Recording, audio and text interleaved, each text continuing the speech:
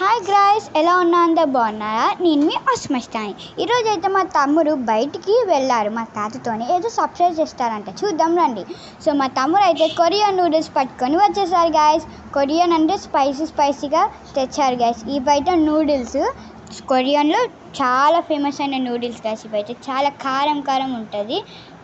So ఇప్పుడైతే ప్రాసెస్లోకి వెళ్ళిపోదాం. సో ఫస్ట్ అయితే మనం అయితే మ్యాగీ తీసుకోవాలి, నూడిల్స్ తీసుకొని. సో ఫస్ట్ అయితే మనం ఒక బౌల్లో వాటర్ వేసుకోవాలి గైస్. ఆ వాటర్ హీట్ అయ్యే వరకు అలానే ఉంచి ఆ తర్వాత మనం ఈ నూడిల్స్ వేయాలి.